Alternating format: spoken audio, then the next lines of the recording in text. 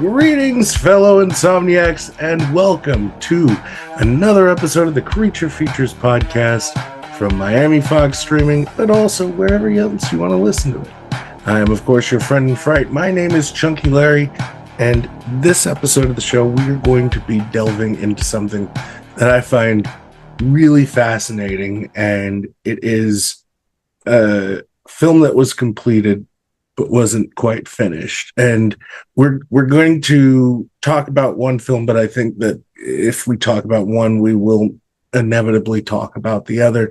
I am talking about the Anthony Diblasi film from 2014, The Last Shift. Do we really have to do this now? I'm literally about to start my first shifts. Anybody in here?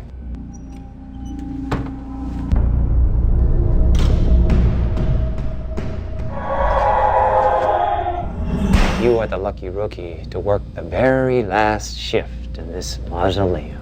All 911 calls have been rerouted to the new station, so it should be quiet.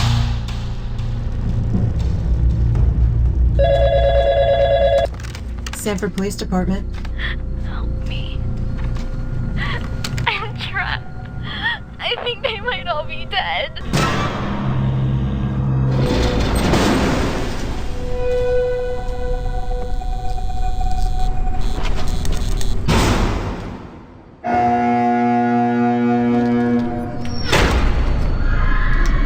Do you want to get out of here alive? I am a dancing flame. I'll destroy your homes. The ones that lie within your heart.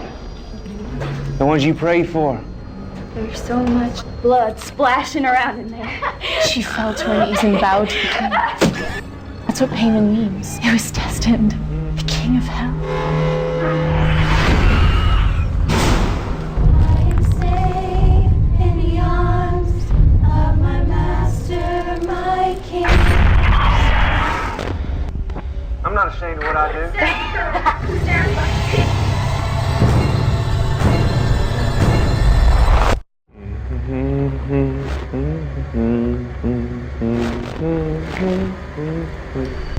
I like you.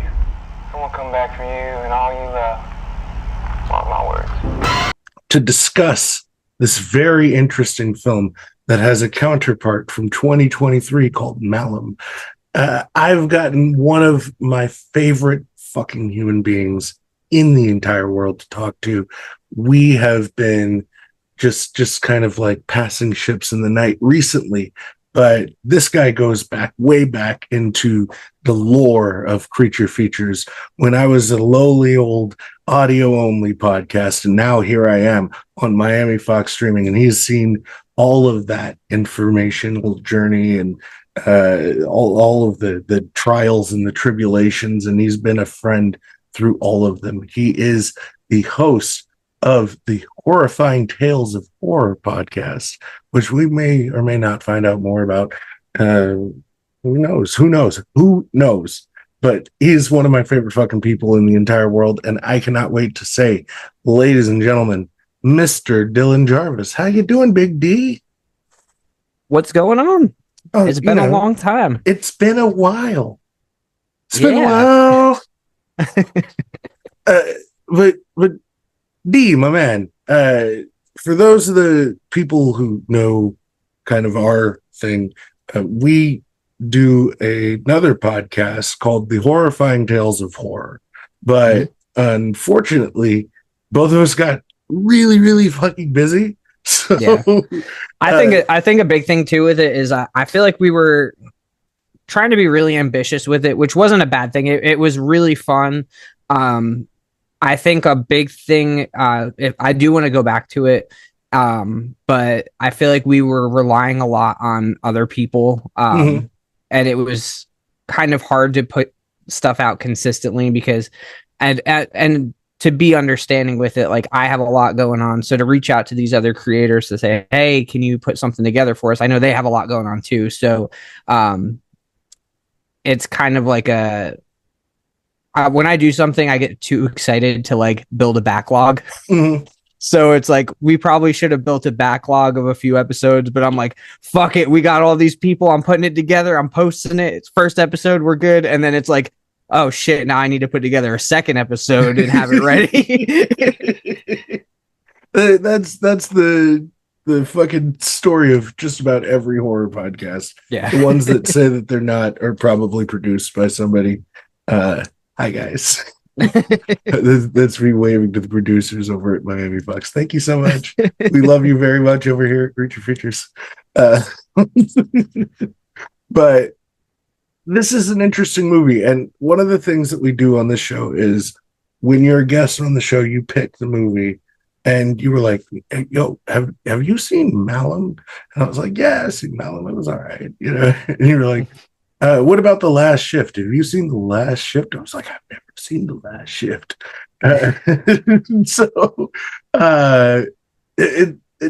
It's an interesting story, but why did you pick this movie? So when you had actually messaged me, I was at a oddities convention, and I came across a table, and I'm terrible with remembering shit, but the company that put out Malum was there, and so I picked up a Blu-ray copy of it, and I think maybe like 5 minutes after I did that, you messaged me and was like, "When are we going to record an episode?" And I was like, "Let's talk about Malum." Funny you say that, yeah. Which, full disclosure, I still have not watched Malum, so I'm glad that we decided to stick with The Last Shift. Fair enough. Fair enough. I am going to talk about Malum, but I will do it as favorably to not spoil the film for you. I have heard that they're pretty much the same movie, so I'm sure that you're not going to be able to spoil too much. So they're very similar in a way, but they're also really not. And the reason that this movie is interesting to me is that the director Anthony Diblasi, 9 years after the release of The Last Shift, released Malum, and they are spiritually the same film. They have kind of the same bones, but Malum, for lack of a better explanation, is just a larger budget for the film. And so think of the movie Jaws. You know, Jaws is a masterpiece of horror, right? Like, everybody will praise Jaws until they're blue in the face because it's fucking excellent. It's one of the most terrifying horror films ever fucking made. It is a reason why I'm afraid to go into pools. Like, Jaws is terrifying. But Jaws had issues with the shark. So they had to shoot around showing the shark. When they show the shark, it loses all of the tension, all of the scare, right? So while Malum is a better made film, it's not as scary as The Last Shift. The Last Shift, to me, is fucking scary. I don't know how you feel. Glad, about that. Yeah. So that's why I wanted to cover it, because back when we did the show that I had done, Horror Haven, The Last Shift was a movie that I just found scrolling one night, and I was like, "Fuck it, let's watch it and cover it." And it creeped me out. And there's specific parts that when we dive into the movie, I'll talk about. But I was like, "This is fucking terrifying. Like, why have I not heard of this movie?" So when we had talked about covering Malum and everything, or Last Shift, whatever, I was excited to go back to it because I haven't watched it in probably about 8 or 9 years whenever we had covered it. And I was excited to go back to it, be a little nervous, you know, like you remember a movie scaring you and you're like, I kind of don't want to watch it because I don't want to ruin that. I don't want it to go back and be like, this wasn't scary. Why was I like freaked out by this? And it held up to me. There was definitely some parts that still creeped me out. I can't wait to get into this movie, but we have to go through the the steps of the podcast and the way that we start the conversation, even though we kind of already have, is by going to the internet, finding a synopsis for the film. Usually it's IMDb. Okay, let's be honest, it's always IMDb. I just go to IMDb, I grab a synopsis, and we just kind of go from there. But here is you find a certain movie database on the internet. Yes. Just a random one that we find, you know? Yeah, not too specific. It's like the Band-Aid of finding a synopsis for a film. But here's the synopsis for 2014's The Last Shift. A Manson-inspired horror film centered around a transitioning police station. Officer Jessica Lauren has been assigned to wait for a hazmat team to pick up biohazardous waste from the station's armory. But unbeknownst to Jessica, cult leader John Michael Payman has haunted the department ever since he and two of his followers committed suicide a year ago to date. And now, Jessica is about to find out how dangerous they can be when she's left alone on this last shift. Oh, they said it. They said the name. They said the fucking name. Woo! Got me giddy. And they didn't do a necessarily bad job. They didn't leave their name, and that would have been helpful. But I'm not necessarily mad at that one. But we're going to play the game anyway, Dylan. And you know the game. This game is called Synopsis Obscura, and this is you telling people about the film without telling them anything about the film. So, Dylan, let us know about the film. Fuck. I don't know. That was a good explanation. Yeah, it's hard when they're good, right? Yeah. I mean,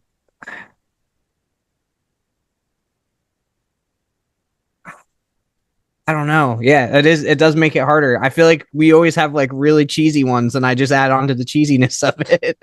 I'm gonna try. Okay, yeah, I've never done it. Usually, it's always the guests that do it, so I never get to do this. So, all right.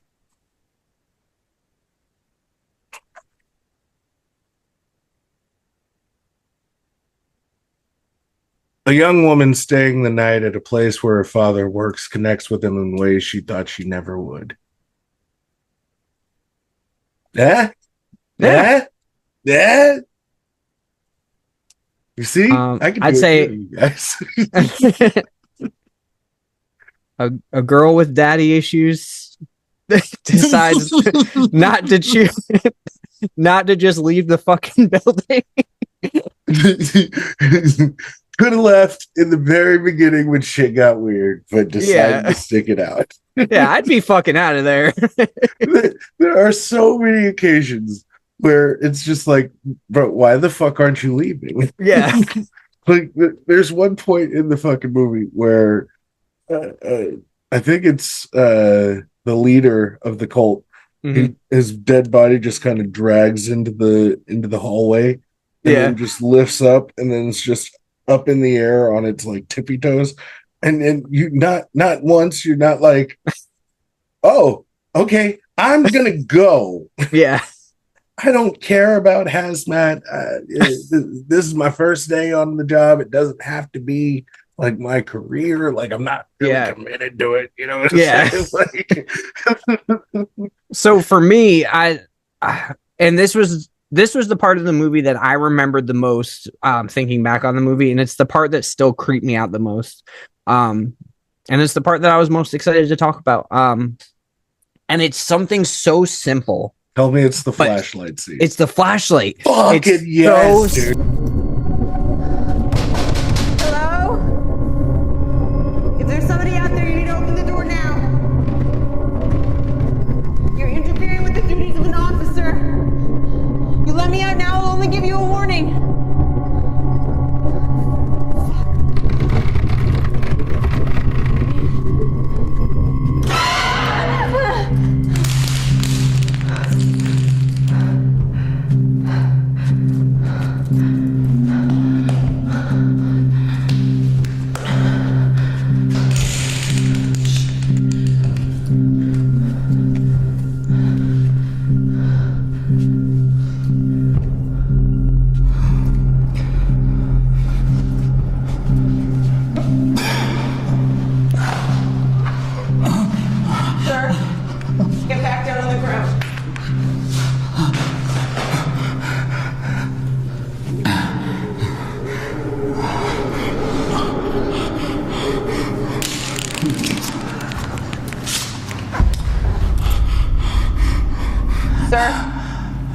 flashlight and get back down on the ground. Let me remind you, I'm armed.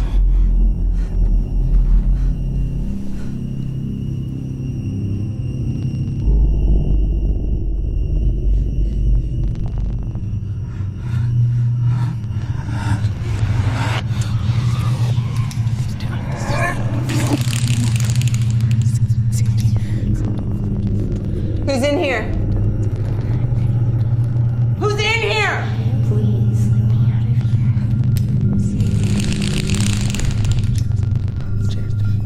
Answer me! I feel like I'm losing my mind. Leo! Please open the door! Do you want to get out of here alive?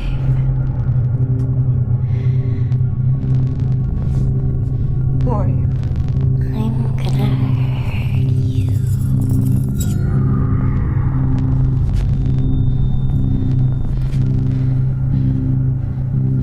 Give me my flashlight.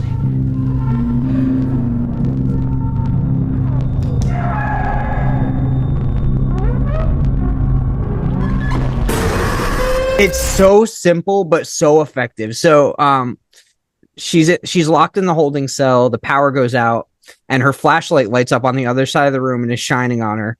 And it's like just the unknown of like who the fuck's holding the flashlight, what's behind her. And I think that that's why I guess a lot of what you had said too. Like I said, I haven't seen Malum, but why this movie is so terrifying is it's very simple, Yes. but they found ways to make simple scary. Effective. Yes. Yeah. Yes. To the point where like the demons that you're seeing, the cult members, it's literally someone with a pillowcase over their head and fake blood on it, but that's fucking terrifying. Like there's not like there's special effects makeup at times, but it's not like crazy. It's nothing insane. It's really just the presence and the atmosphere of the movie that makes it scary. And I also think that what they did really well with the film is through the course of the film, they pull back the curtain just a little bit, and they take their time. They're patient with what they're willing to show you in terms of like scares and violence. Yeah. And Anthony Diblasi, I listened to an interview that he did, and he had said that his main focus of the film was the sound design. And so you go back to the scene in the holdings area, the flashlight scene, you know, it is all about the sounds because you can't see anything. It's completely black, and you just see the tip of that flashlight, and you hear the breathing. And when they fucking turn the fucking dude, it's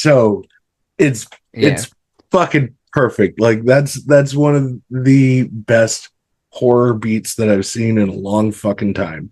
And there's like I want to say 3 really solid beats in this movie. And Officer, is it Rice?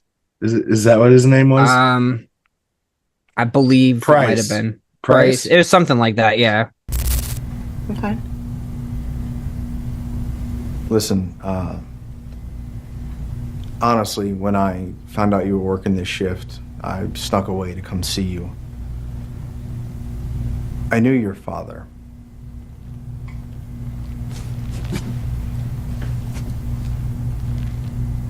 Were you with him that night?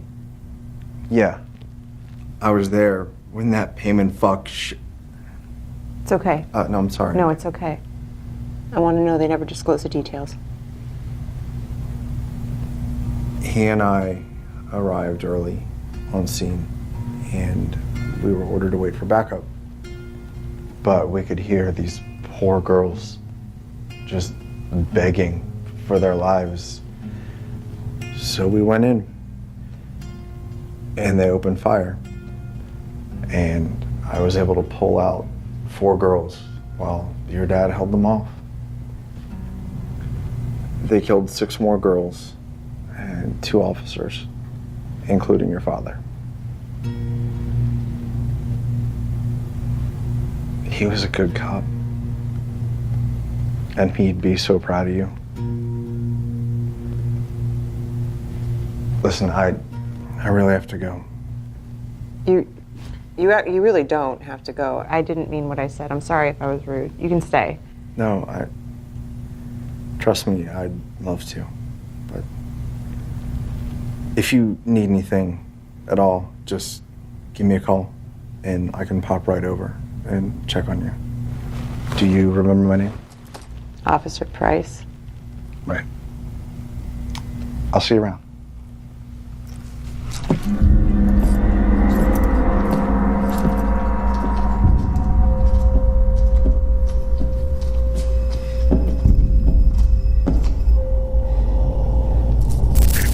That scene's perfect, dude. Yeah. That scene is so fun because, like, one of the things that I think really works about this film is that they have this ominous nature about the film, and it's done kind of in the way that it's shot. And so, like, there's this, looking through objects and everything kind of like pressing in on her, and it getting tighter and tighter as it goes along. Very much like the reveals become bigger and bigger as the story goes along. So it's this expanding idea, but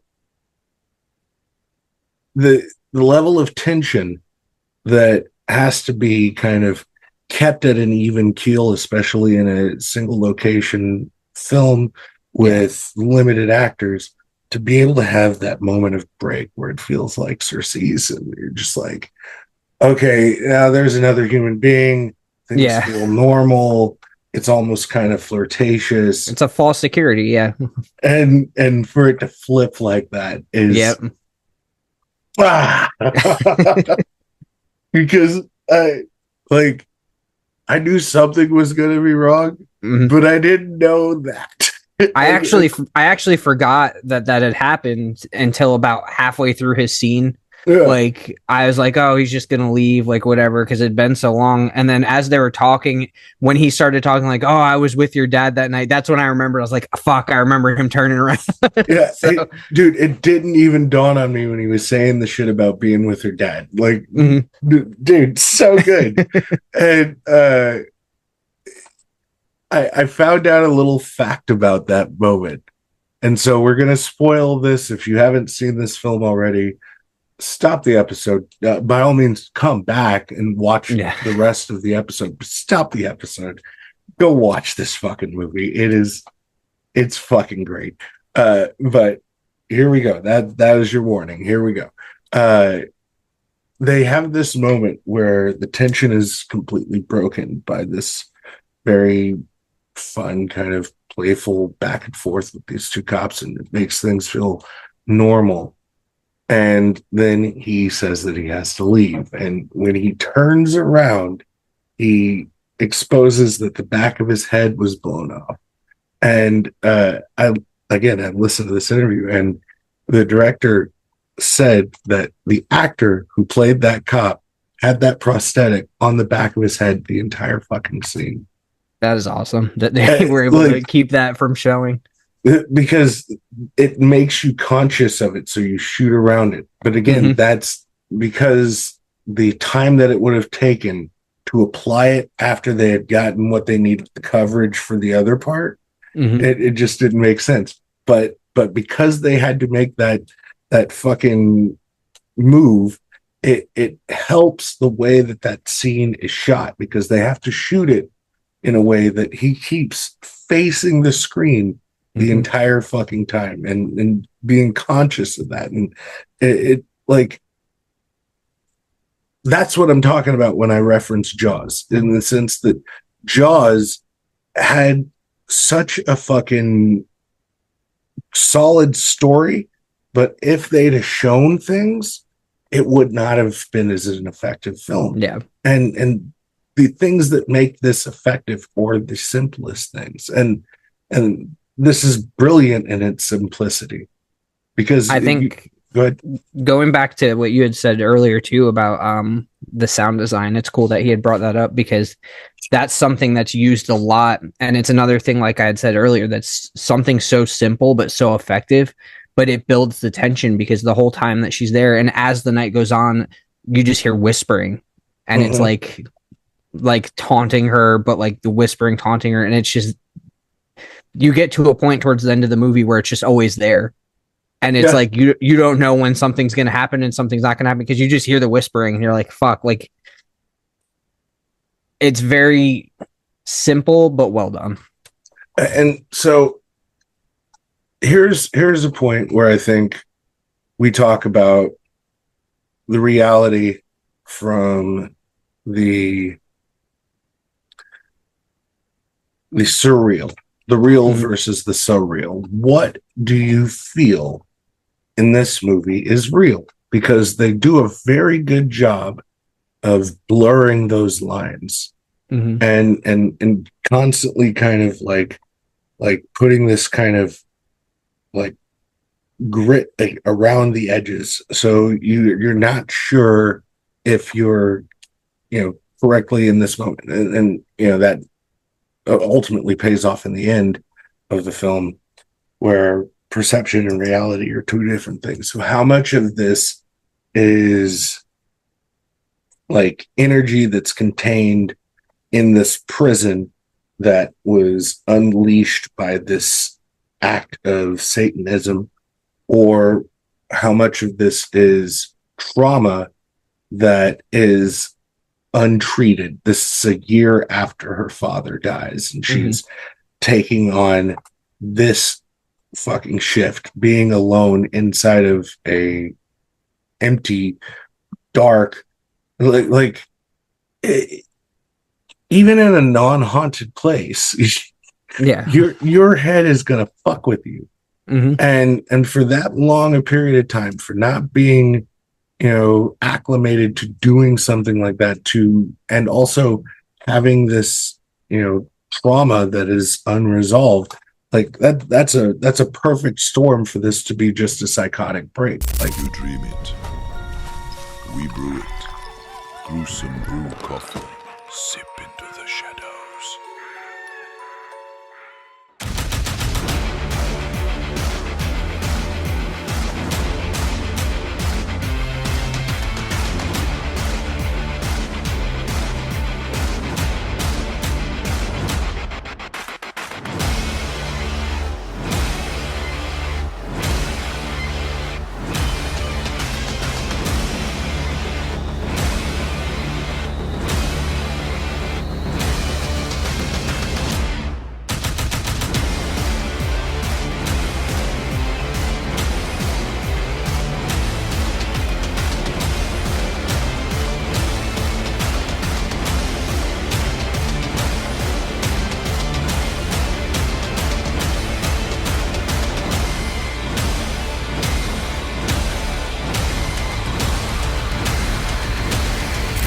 Also overnight, like sleep deprivation, like you're tired, you start hearing things, you're trying to keep yourself awake. It's tough to say, and it's cool because there's the scene also, again, spoilers, but where she gets knocked out, and then it's like another cult member is there, and she ends up shooting herself, and it's like, did that actually happen, or did she imagine all that? And she says something in that scene where she says, none of this is real. My gun is still in my holster. But after she shoots herself, the gun is still on the ground. Yeah. And she takes it out of the blood, and there's blood on the gun. But, her walkie-talkie bleeds. So, like, what is real? You know what I mean? Yeah. But I had actually used to work overnight at a blood bank. And so it's like again, it's graveyard shift, so there's maybe like 3 or 4 people that work at the fucking place, but I would have to sort blood, like bags of blood, and get them ready to be run to the hospital and shit. So I'd be alone in this place, and every sound. You heard every sound. Yeah. This is in like the ghetto too. So there's like homeless people on the outside and everything. And we had to like get them away from the building. So it was very much like this. So like watching this movie, I was thinking about that feeling of, working overnight and just like every single thing feeling like something out of a horror movie. And just like, again, compounding that on this trauma. Who's to say that this isn't all in their head? And I think that the way that they do this allows that to be a possibility and it being kind of what you perceive it to be, which I love about film. Yeah, and I mean, you have all these things too, like when you're by yourself and you hear the sounds and stuff and you make these scenarios up in your head and dealing with that trauma of like knowing how her dad passed away, and to her, Payman is her boogeyman, that's so who's to say that she doesn't see him in that way, I'm talking to the guy, the 911 operator, who's like, oh, that girl's dead. She's been dead for a year now. And I feel like if your dad died to this big cult murder where like these cult members were killing all these people and you're wanting to be a cop, you're going to look into that case and you're going to recognize that name. Or at least on a subconscious level, that name rings true. Or maybe it comes through on a subconscious level because, again, you completely absorbed with the minutia of everything that took your father away. And then to be left alone in your thoughts, like. But also they said like the cult was gunned down on the scene. Yeah. And the only thing that she has to say that they weren't was this girl that's outside smoking a cigarette and is like, oh, they said that they were, but they weren't. And then you start making up other scenarios in your head. Like, what if they were brought back here? Because it's not until after that conversation that she starts to see like the interviews on the TV screens of the cult members that are being interviewed by the police. And it's like, I'm not ashamed of what I do. You ashamed of paying your taxes, taking care of your kids, or loving your wife? I do what I do because it is right. You ever hit a girl right in the face with a baseball bat? We dress ourselves in a cloak of She didn't even look like people anymore. Face swollen, teeth knocked up inside her forehead. It got me excited. She fell to her knees and bowed to the king. Are you suggesting we're devil worshippers? Devil's just another bitch of the Lord. Rebel angel that was cast out. We are all I'm not ashamed. But he's downstairs doing the Lord's work, just like the rest of them. punishing the damned for their sins. That sounds like the Lord's work to me. But the answer is no. We don't pray to him. Hell's been around long before that clip-winged cocksucker got down there. And who do you think was there before him? He just took a break for a while. Searching the world for pretty faces. Like me.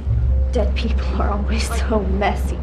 There's so much blood splashing around in there.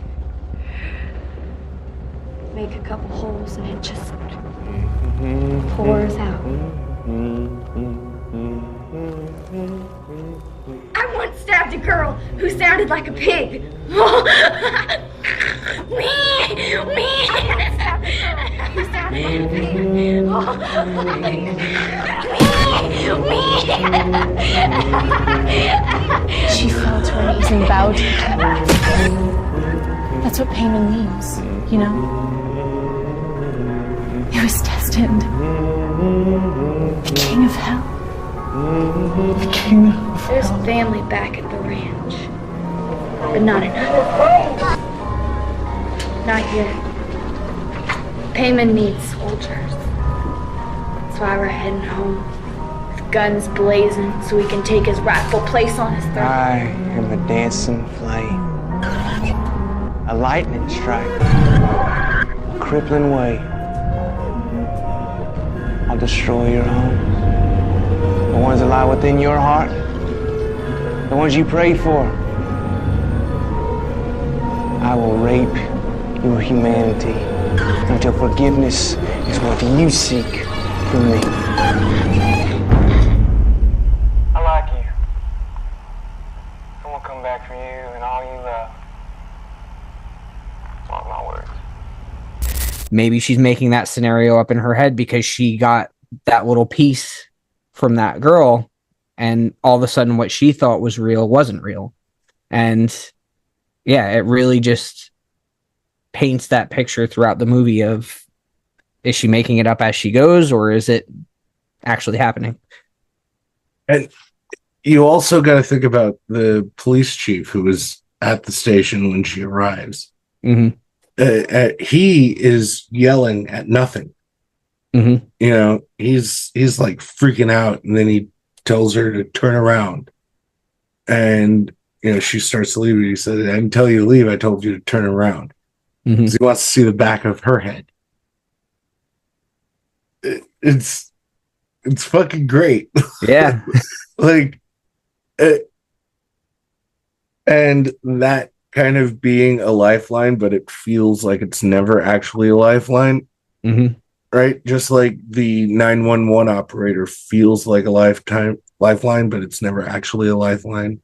Mm-hmm. And as she's getting ready to break, her dad calls. Mm-hmm.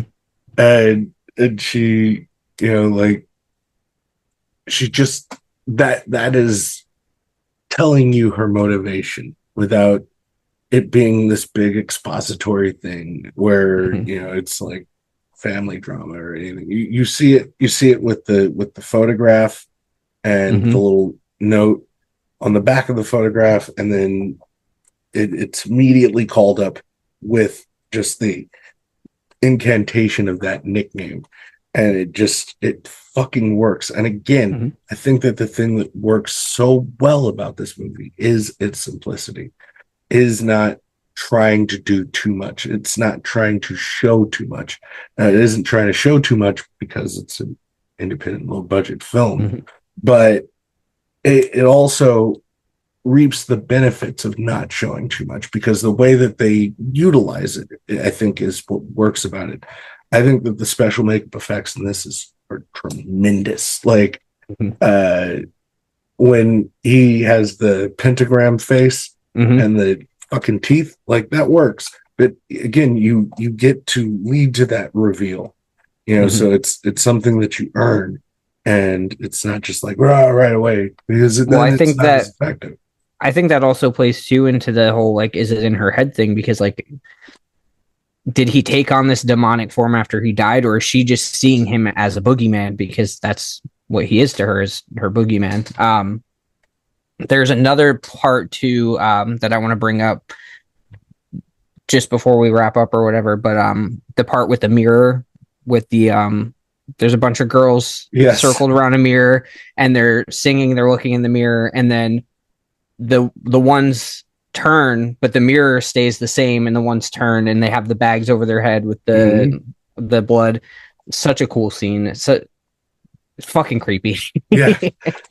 Like I said, there's 3 just solid fucking horror Mm-hmm. beats that just... Was that your third one? That was the third one. Yeah. This movie fucking, on just about every level, hits the marks for me. But I mean, that's where we get into like Reapers. So where are you coming in Reaper wise for The Last Shift? I would give it a 4 out of 5. I think it's solid. I wouldn't put it up there with like masterpiece, great of the greats, but I'm glad that it held up to being as creepy as I remember it being. Those beats that you had talked about, that we had talked about, they're still just as effective watching it a second time. The flashlight scene, I think about it constantly when I think of like a horror movie or a horror scene that scares me. Like, that's one of my top right there. And it's something so simple but so effective. So I would come in with a 4 out of 5. I'm going to come in a little bit higher than you. I'm going to go 4.5. Okay. I thought that this was damn near perfect for what they're trying to convey, for what they were able to do on the budget that they had, for the story, for the trust and simplicity. I think it shows a fucking director that understands what they're saying. Because this is writer director Anthony Diblasi worked under Clive Barker. He produced The Midnight Meat Train and The Books of Blood.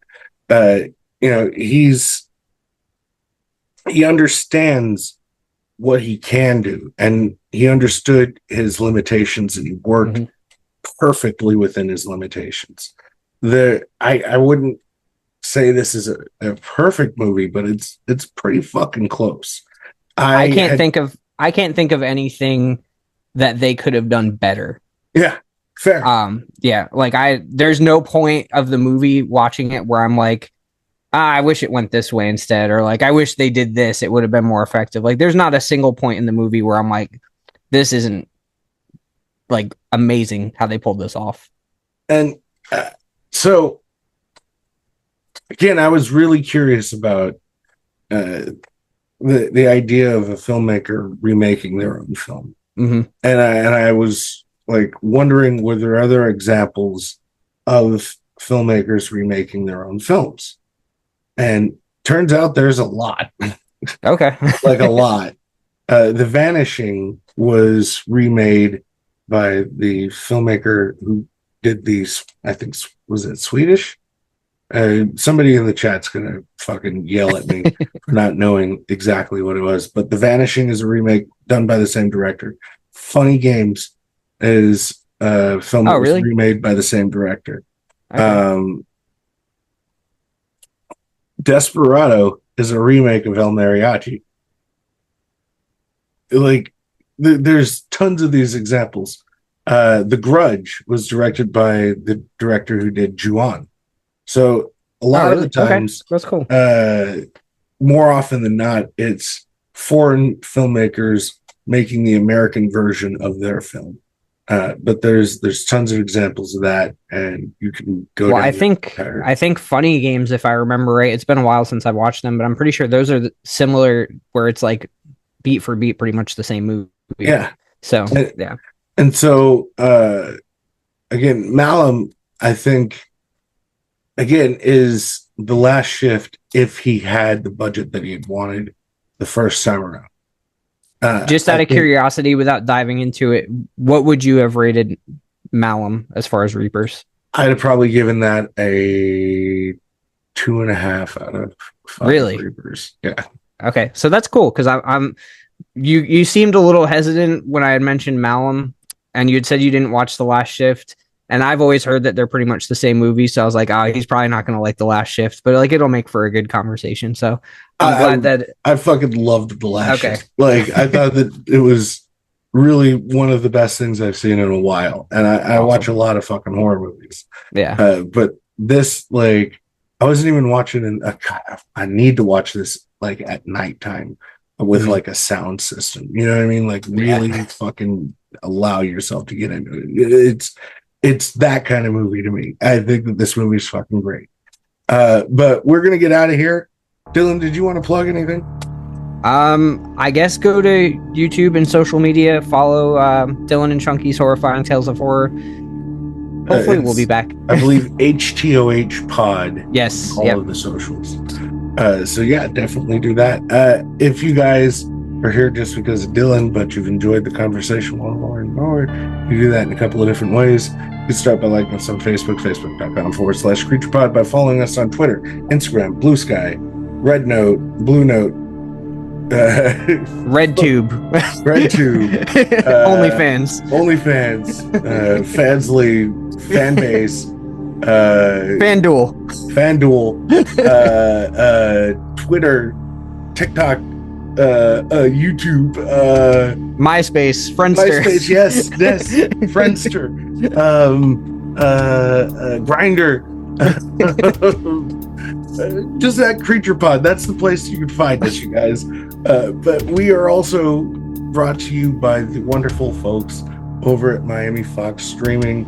They are the fucking coolest people in the world. They've been doing the Lord's work in restoring classic horror films for films that didn't get the love that they deserve, they're giving them the 4K treatment. Like, they look fucking tremendous. They also have given the opportunity to a little fat kid from California to pursue the coolest shit ever and get trapped in a fucking haunted movie theater for a while. So you can check out Creature Features Curations on Miami Fox Streaming. You can also listen to this show, Creature Features Podcast. Episodes drop on Miami Fox Streaming before they hit YouTube, before they hit all of the Spotify's and Apple Podcasts and Amazon Music's of it all. Before all of that, it's on Miami Fox Streaming. And you can subscribe. It's $2.99 a month. If you use the promo code PreacherPod, you can save yourself 15%. So, do that. It's not like a lot of money, but it makes me look cool. Like, you use the promo code, it's like, hey, that Chunky Larry guy, he's a good guy. And then they give me money, and then I get to spend my monies on stupid things like Freddy Krueger stuff. But and how is $2.99 for fucking amazing selection of movies not worth it? Right?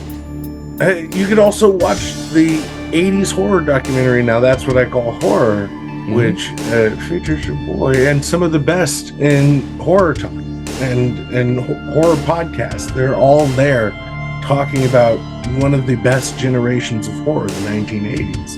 That is all on Miami Fox Streaming with the promo code PreacherPod. You can save yourself 15%. But we're going to get out of here. So for Dylan Jarvis and for myself, again, my name is Chunky. This has been another episode of the Creature Features Podcast. Wherever you listen to podcasts, YouTube, Miami Fox Streaming, listen with someone you trust.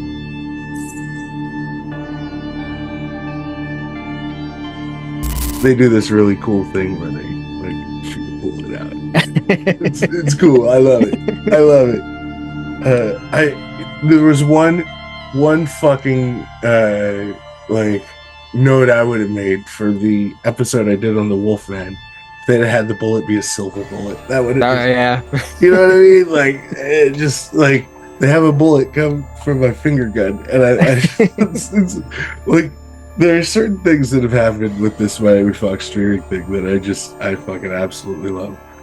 They did this one fucking commercial for Creature Features Curations where it was like, with Chunky Larry.